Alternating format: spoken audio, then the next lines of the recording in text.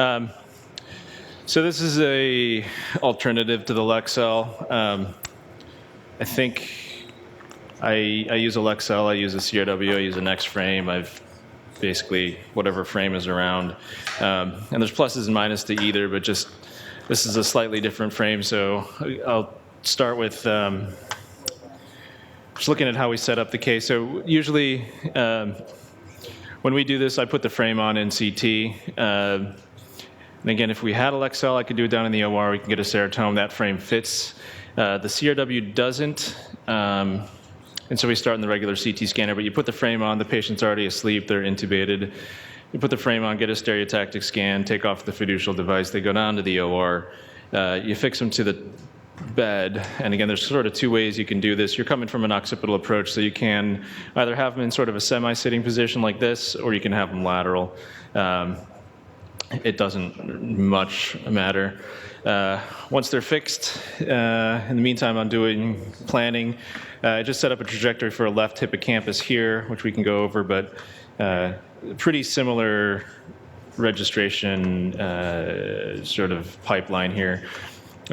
You've imported the images. You merge the two. I'm not going to go redo that. The CRW has an auto-detect thing here on FrameLink.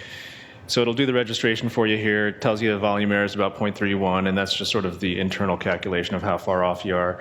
If it's over 0.5, probably something's funny. And so you can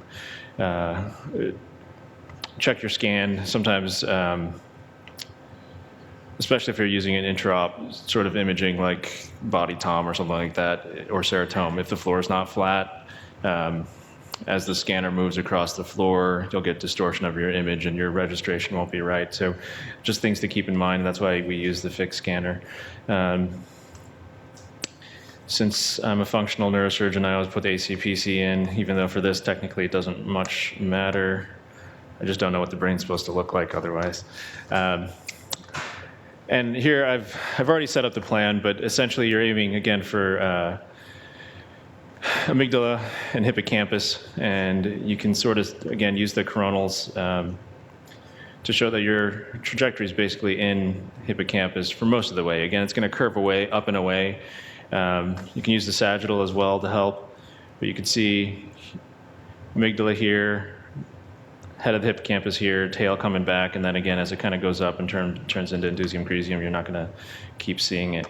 The other thing when you're planning, again, Dr. Gwynn kind of alluded to this, and I don't have a contrast scan here, but it's nice to enter on a gyrus. You don't worry as much about vasculature. And again, I try to sneak under the ventricle here, so you can see there's room. You're going to have branches of arteries up here that you don't want to go through that sulcus, and so you kind of snake it through, and you can see we're below hippocampus here, but again, as you get heat spread, you'll create a sort of circular lesion, so you'll be getting part of that tail as you go in. So that's there. We're pretty happy. You go to the next frame that gives you your frame coordinates.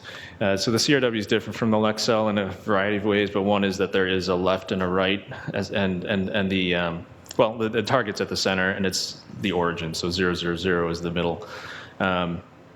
And so if you're to the left, it's usually negative, right is going to be positive, and so kind of in your head, if you're looking and you're doing a right-sided hippocampus and your thing tells you negative, then you're doing the wrong side. And again, with FrameLink, because you can switch it from an anatomic view to a radiological view, so that's also another thing to keep in mind when you're doing this. These are just things you should always pay attention to. So I already put the frame settings on, but the nice thing about the CRW is that it comes with a phantom, so you can put your target, you basically can put your target coordinates onto here, put the frame on, and there's a pointer that should match up with a tip. I didn't bother to do that on here, so because that was just one more thing that could go wrong. But usually I check that before we transfer this frame to the patient.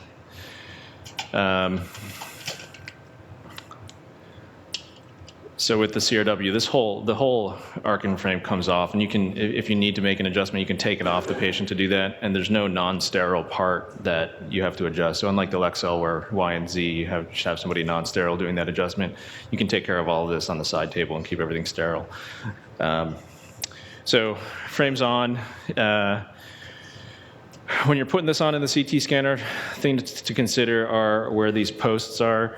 So again, with the Lexel, you can adjust it up and down. With this, you can actually swing the arms back and forth. And so I generally will put my pins fairly far forward because we know our trajectory is going to be back here, and then you don't run into any collisions. Once you have this on, you're going to see your entry point there. Put some local in. You can make an incision if you want. The CRW has a bunch of these bushings that change diameters, and most of them, they're fairly standard sizes, but I got a couple here that we're just going to use. You got the drill? Great. Is that the 3.2? It's not.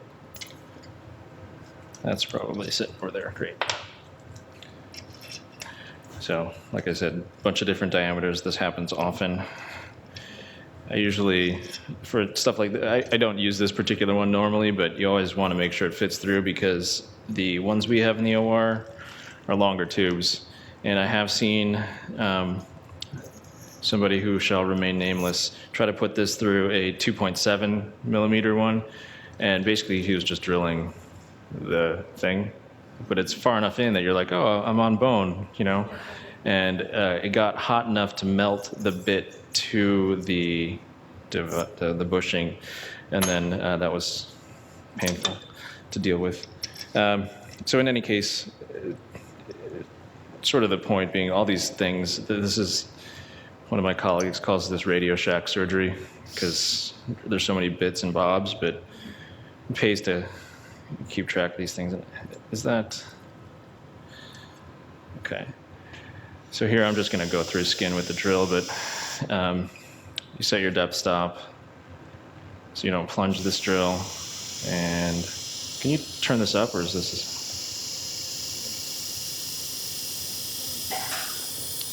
The other thing we don't have set up in here, which, you know, again, for this, not so important, but usually I have C-arm set up, and with the CRW and the Lexel, you have gun sights on the side. And so what you want to do is line up the two gun sights. It'll basically give you let you know when you're on the target. Okay. I got nothing now. Yeah. Okay. I'm going the right way. So usually this part's pretty quick. There we go. Okay. So usually try not to do that, but how not to put the Visualase catheter in. The bushing comes out. So I try to just go through bone. To be perfectly honest, most of the time, you end up with a little bit of dural penetration too, but that's okay as long as, and again, that's kind of the importance of setting it up so that you're over a gyrus. So if you do plunge the drill, you're not going into a sulcus, grabbing the vessel at the bottom of it, wrapping it up in your drill, pulling it out and giving them a big intraparenchymal hemorrhage. So this is the 1.9 bushing, and I usually take the stylet and just make sure that we are in the right spot, which looks like we are not. What's going on with this thing?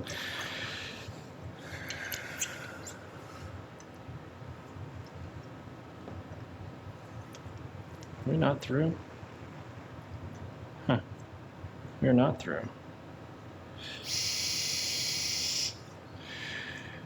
So again, usually I have the same bushing in the whole time. If you are switching out bushings, yeah, you can get slight errors. That would be bad. Here we go. So you're through skull. This should line up. If it doesn't, again, you worry that something's off. But you just make sure you're through dura, and this is off again, but make sure you're through dura.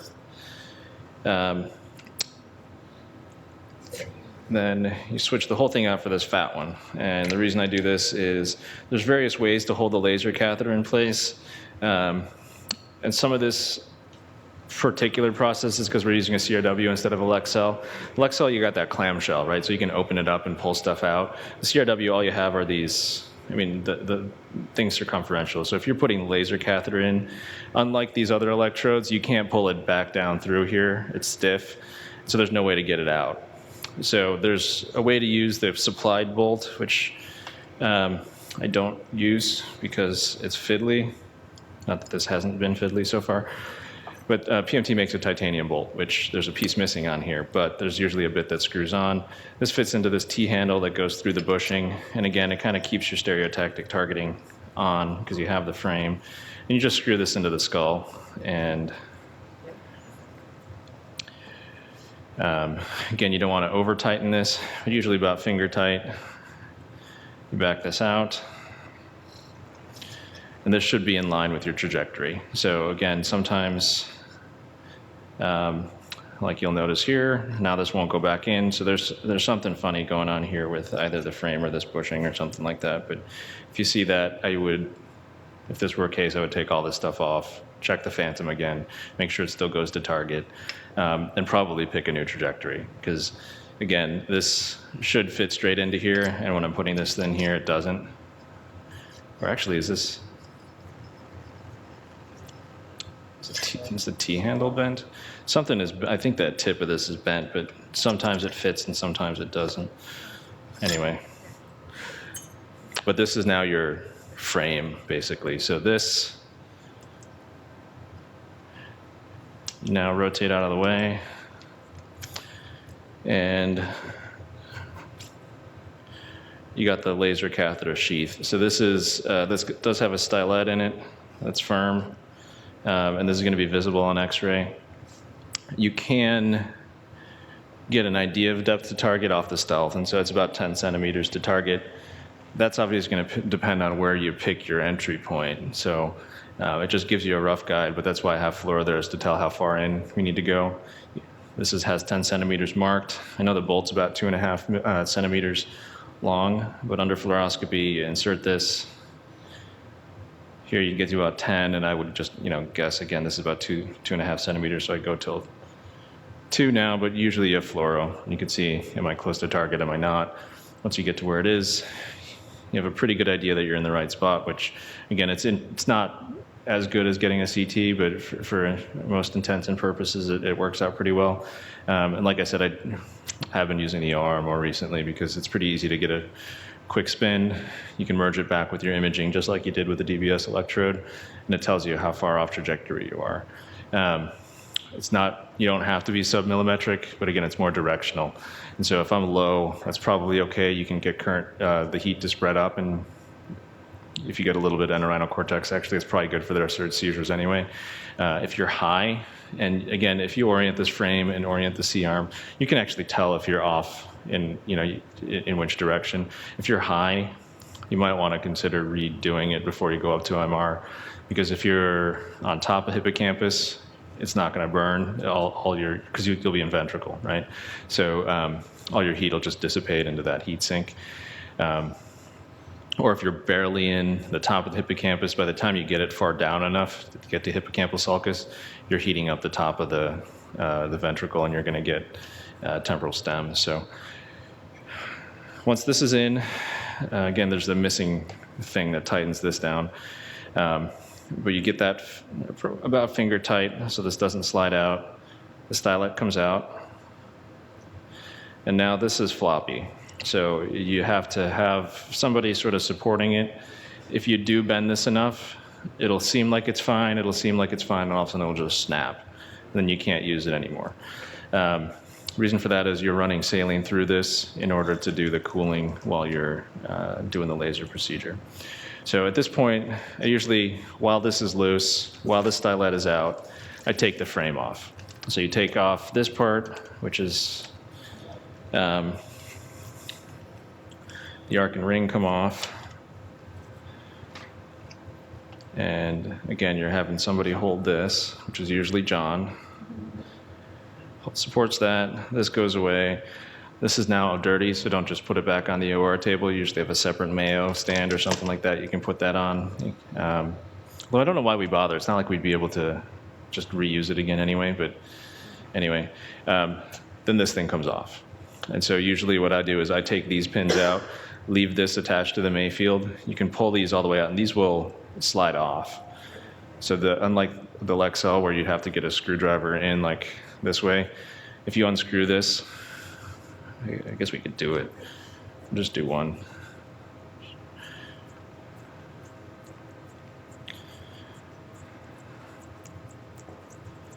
Wow, that's tight.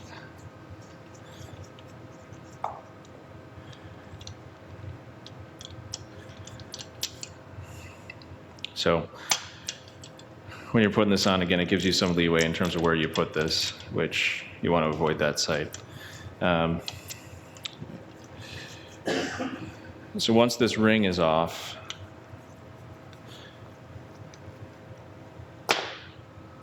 you have the resident who is state sterile help put the catheter in.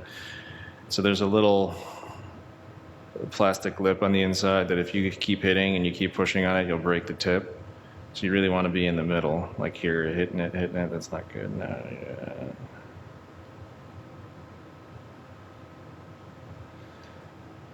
This slides in. In the meantime, you're calling up to the MR suite and they're telling you, we have a patient on the table, it'll be 45 minutes, and you wait. Usually you have either the OR staff or John, your rep, put a little flag on this part of the catheter. The catheter itself has two things. So this holds the catheter into the sheath. This blue thing holds the laser inside like the sheath. And so you can slide the laser back and forth, and that's how so you don't have to pull this whole thing out to lengthen your lesion. You just slide this back, but the flag tells you how far in you are. So at this point, you go up to the MR scanner, and you get the patient in, you do an anatomic scan. So it's MP-RAGE T1. It gives you the location of the catheter. The MR tech will do sort of 3 slices in 2 planes. So in the sagittal, sort of pseudo-sagittal plane along the trajectory of the catheter, and then an axial along the catheter. And the software here is very user-friendly, right, John? Yes, it is. Yeah. But he'll pull up these 2 images, and I guess they have a T2 here instead of a T1, but same principle.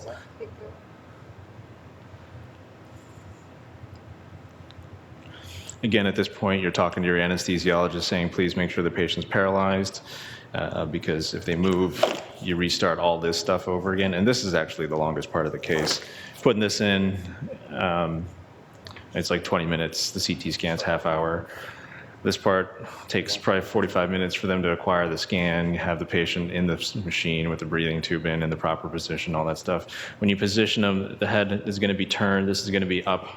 So in this case, the head would be like this. What you don't want is you can still kink this. And if you kink it, the saline's not going to go through.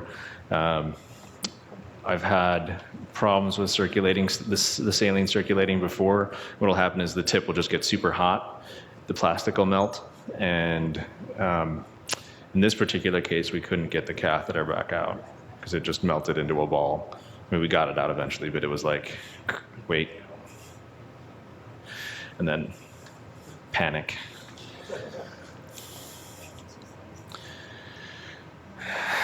And this is pretty much how it goes up there, too.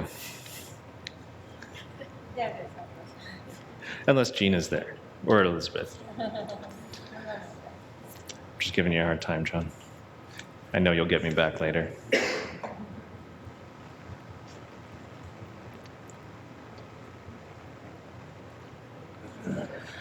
Any questions?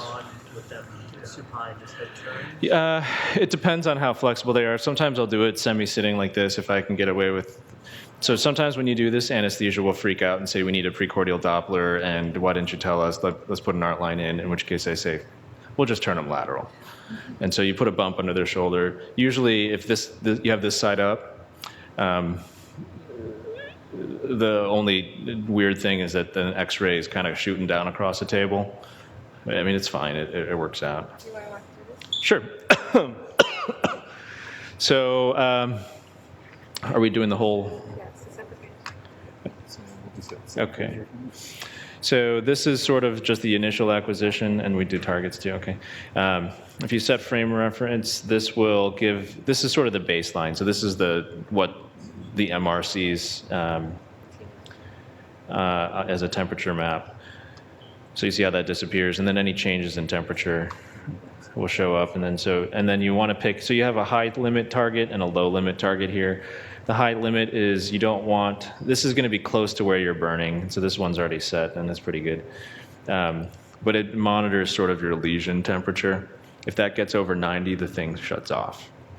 You have your low limit, and so you can set this on. And I usually put them. Open your other plane. Sure. So I'll put it like sort of temporal stem. I'll put one. You can switch to your axial and usually just put it in ambient cistern. And once you're happy with those settings, will this go now? Rhinotistus? Yeah. You're trying to- Okay. I mean, it's not. It's not going to actually fire. So at this point, you have them turn on the irrigation. Make sure that the saline's coming back into the bag, meaning it's completed the loop. So it's gone down through this, back around the outside. You're getting cooling. Turn the laser, the power down to about 30-ish. Tells you to make sure the pump's running. What you should see is this like sort of blue lump that already came up. That's sort of just telling you this is where it's heating. And so if you see something unexpected, like you see it back here, something's wrong with the laser catheter. It just gives you a sense of where you're going to make your lesion. It's already making a lesion, which is weird, but It's just running. yeah, you turn. So if it's okay and you're happy, you turn it up to 70 or something along those lines. And as it heats, you'll see this orange dot sort of appearing, and that's where the temperature, the tissue's reached 60 degrees. And after a while, it stops getting bigger. If you want it to be bigger, you can up the power more. They'll usually fiddle with the irrigation a bit. I usually don't leave it running for more than like a minute and a half, 2 minutes, because again, you're going to start to get tissue sticking to your catheter if you burn it. Usually it won't happen because your high target will be close to the middle of this lesion, and it'll shut off if it gets too high. But if you don't have that target right where the hottest point is, you might be missing it. So that lesion's done. You got a pretty good chunk of amygdala, probably just up to the head of the hippocampus. Now you send the resident into the scanner. They stick their head in the back and back this out. So before they do that, you can have them measure the maximum extent of the lesion, and it'll be usually like 15 millimeters, 16 millimeters. I usually back it out about half that distance, so like 8 millimeters on here. Then you can kind of eyeball it, or you send them in with a ruler and they just pull it back. You come back out and you do this again. So you turn it on to, is it going to do another lesion for us? Maybe? I don't know. Okay. So you turn it back down to 30, you hit on again, and hopefully you'll see sort of that bluish reddish stuff move back as far as you'd move the catheter. And as you do this, you'll see the hippocampus is curved, and usually the damage line actually follows that curve a little bit, which is kind of nice. And like I said, upstairs, usually 3, maybe 4 lesions. If you go too far back, I think that one stroke we had, if you're too far back, you're worried about posterior choroidals and up to the thalamus. And so, and I mean, it really is about this much amount of time. So the actual lesioning process, I think, what is it, the scan's like 20 minutes for the TMAP scan. usually you're done in one like scan session. So it takes 20 minutes, and then you get your post-op imaging. And we usually get a DTI just to look for stroke anywhere else that's unexpected, a coronal flare, and that really kind of gives you the best image. I usually do the DTI first, because for the flare image to show up, it usually takes about 10 minutes. So you get your flare, and I usually get a contrast scan too, because acutely that's usually the best. You get the best visualization of your borders. If everything's good and you're happy, you pull the patient out of the scanner. Again, you'd loosen this, transfer them to the gurney or whatever. You pull the catheter out. Take a look at the tip. Make sure you still see this little sharp thing there. The bolt itself, you just take your T-handle, you have that with you, unscrew it. And I usually use like a fluorochromic gut to close this little stab incision. Then they extubate the patient, or they take them down to PACU and extubate them, and they're done. Spend a night in the ICU, go home the next day.